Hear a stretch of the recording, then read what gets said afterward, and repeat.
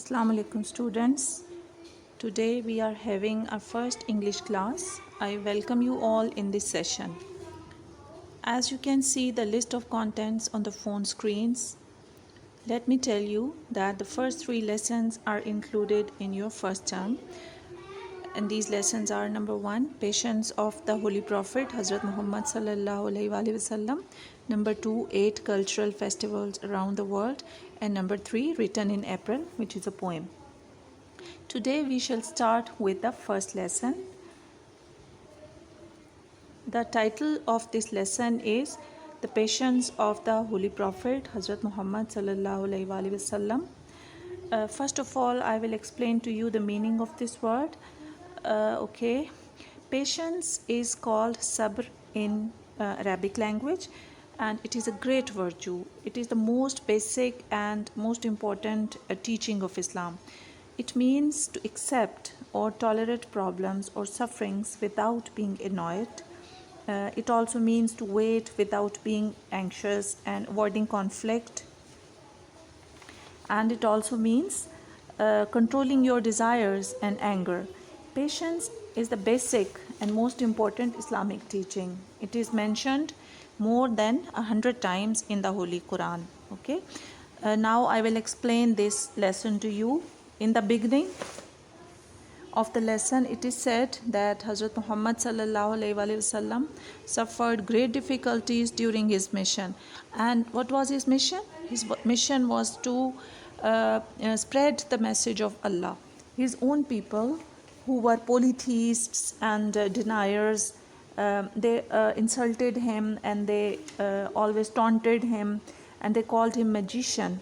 Okay? And meaning of the difficult was the meaning of worshippers, the meaning of polytheists is worshipping more than one god, and deniers are the non-believers. They not only insulted him, but they called him magician. But he always tolerated their behavior patiently. The Holy Prophet sallallahu alaihi wasallam always practiced patience, and he asked help from Allah only, always. All the time he sought the help of Allah. In many verses of the Holy Quran, Allah advised the Prophet to be patient. And the Holy Quran says that all power and might belongs to Allah. He is Almighty, and He is able to do all things, and He helps those people who are patient. Then there is given there are given some incidents from the life of the Holy Prophet in which he exercised great patience.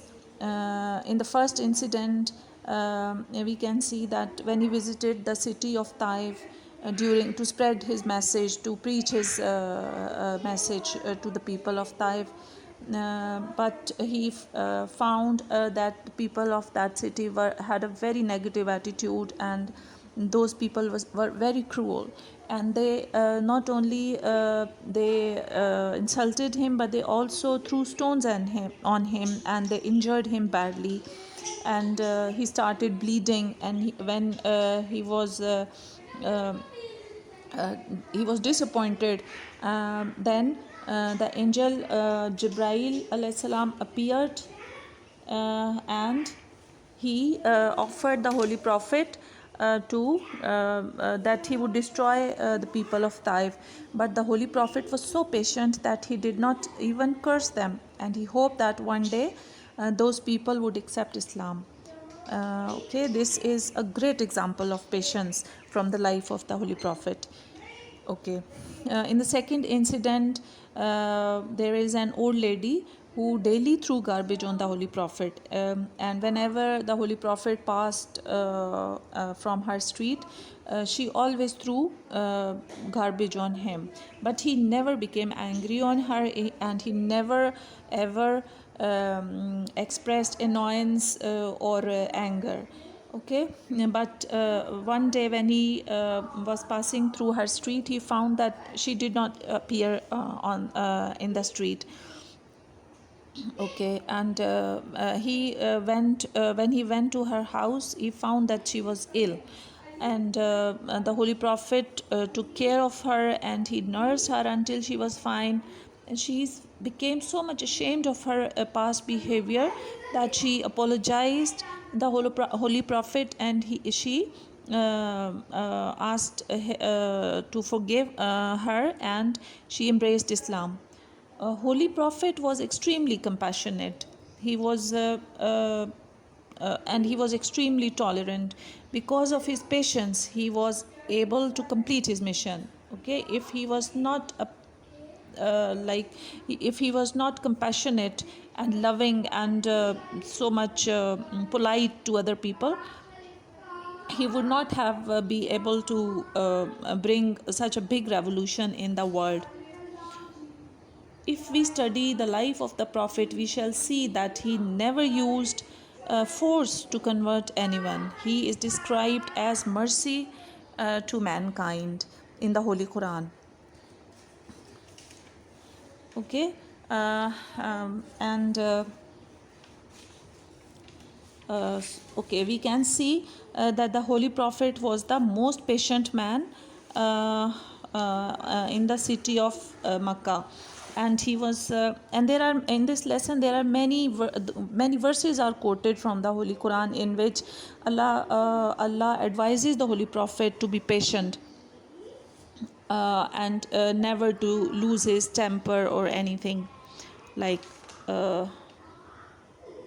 okay. So in this lesson we can learn that patience is a great force, okay, for changing the behavior of other people, for changing your destiny. And you can see that as human beings we are always facing problems and we are always facing challenges. We cannot eliminate those problems and challenges from our lives, but we can learn problem management with patience, and we can learn to find solutions to those problems and face the challenges patiently. Patience is a basic condition for success in this world and in the life after death, in this life and in the life after death. The Prophet said at one place that Allah helps those who keep patience. Without patience, we cannot hope to achieve any success in our lives or any goal in our lives, because this is the law of nature. Okay, girls. The life of the Holy Prophet is an example for all of us how he brought about a big change in the lives of the people. Those people were very intolerant in their behavior. The people of Makkah, they were very much stern and very inflexible people, but the Holy Prophet through his example taught them all the good manners, and he changed them and he changed their lives, and he was successful in his mission. And which virtue was there in his personality, which because of which he was successful? That virtue is the quality of being patient.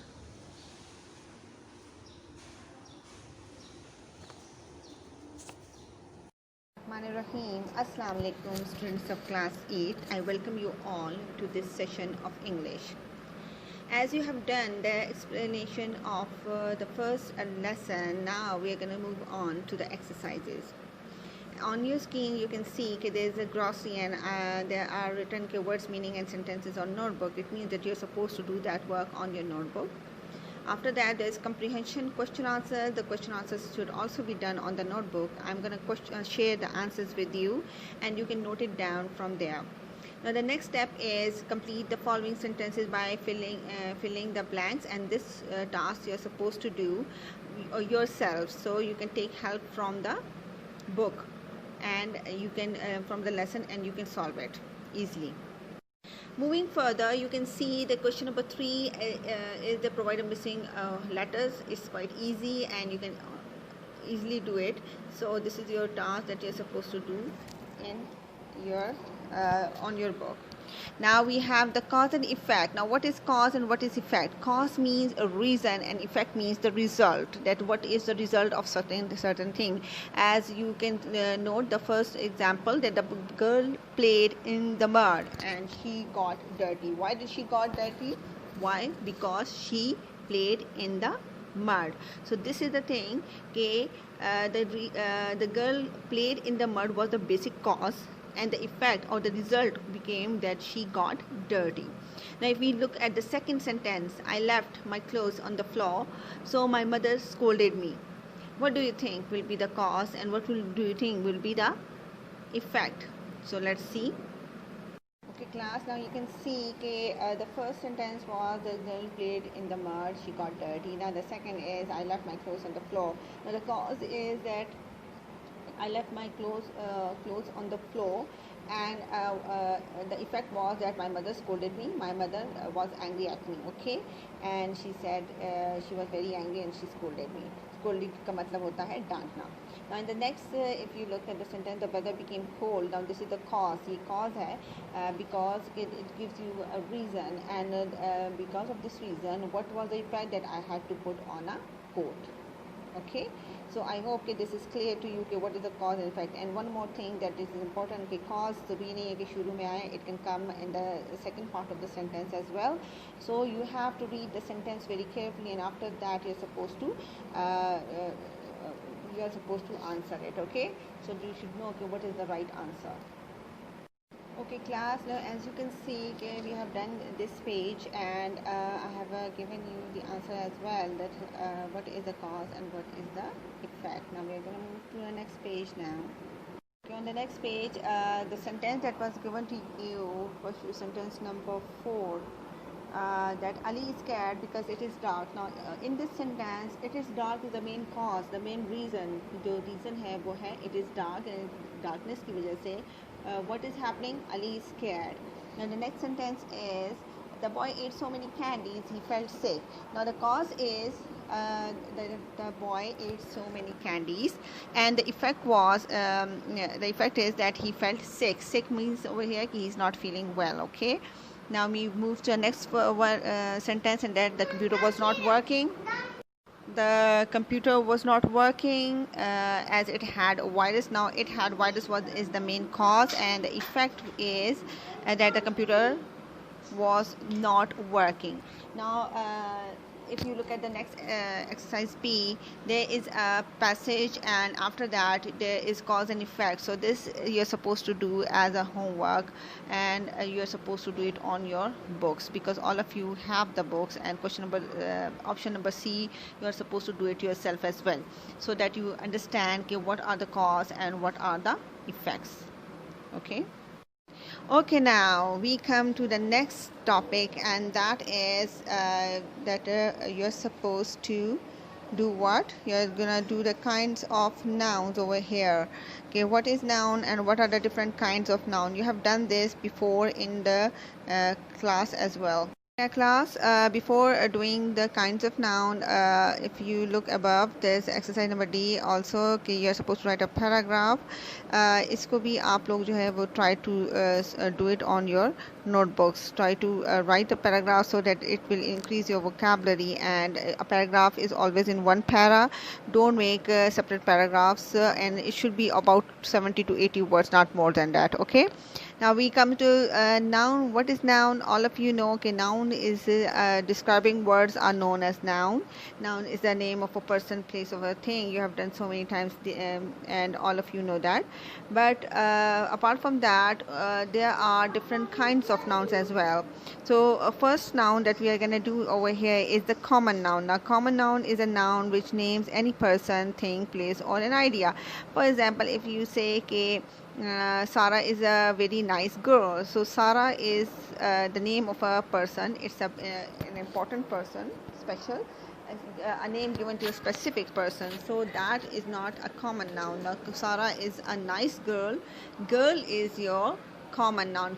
Girl, when it comes, the word girl comes, in your mind, it can be any girl, so it's just a common word. So over there, Sarah is a nice girl. Girl is your common noun, and whereas Sara is your proper noun. ठीक है, proper noun is the name of a specific person, place or a thing. So this is the difference between a common noun and the proper noun. Now if you look at the example of a common noun here, they have said children like video games. Now children, they can be any children, they are not specifically telling you which child. So over here this is common noun. And if you look at the proper noun, Quaid-e-Azam was born in Karachi on 25th December 1876. Here the Quaid-e-Azam, the main is a proper noun. Now what is the other important thing about proper noun, how you're supposed to know it? Because proper noun is always written with a capital letter, so it also shows that this is proper noun. Okay.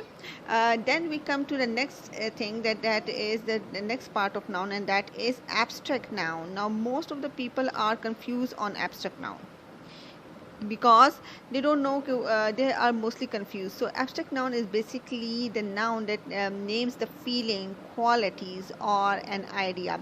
We cannot touch abstract things, but they are present. It's a thought, an idea, even a state. For example, childhood, adulthood, this is a certain stage, and this stage is known as, we are going to take it as a noun, abstract noun. Now look at the example, he always speaks the truth. Now over here truth is your abstract noun because truth means सच्चाई. ठीक है, so you are gonna, when you have different part of speech and say okay, which part of speech is this word, so you are gonna automatically say okay, it is an abstract noun. Now we come to compound nouns. Compound, as the word indicates, when you combine two words, two nouns together, they become a compound noun. A compound noun is formed by combining two or more words. Okay, G. Now we come to the collective noun. Most of you have done the collective noun. Collective noun is the noun is the name of a group of people, things, or animals that acts as a unit. When you consider a specific group as one, that becomes your collective noun. For example, the army defends the country. Now over here, if you look at the collective noun, as they are being considered as one, so it means the verb that is going to be used with it, we are going to use add s or es with it. For example, army. Now there are so many soldiers in an army, but over here we are going to consider it as one unit. Okay, then we have countable and uncountable nouns with us. And in countable nouns we have those nouns which you can count, for example, and you can make the plural of those countable nouns, whereas an uncountable noun you can't make the plural form of the uncountable noun. So in these examples, boy and man are masculine. And now then the next step is the noun gender. Okay, what is a noun gender? Now it becomes a masculine and feminine. The below exercise is very easy over here, and that is, you can easily do it. It's not difficult. This is your task, that you're supposed to find the feminine of this, and this is very easy. So we can, if I take a test, automatically I'm not going to give it to you in this manner.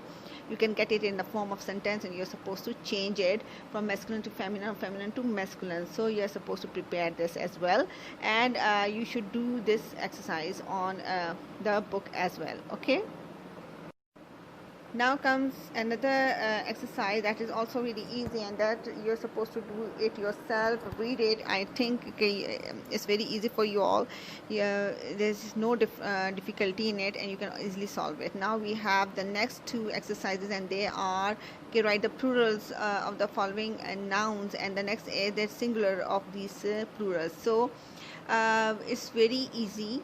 If you have any difficulty, you can ask me, but most of you know, okay, whenever there's a y comes at the end of a noun, we remove the y and we use ies. In the same way, there are certain rules for it. There's a for example, if there is fe, you are gonna remove the fe and you are gonna use ves.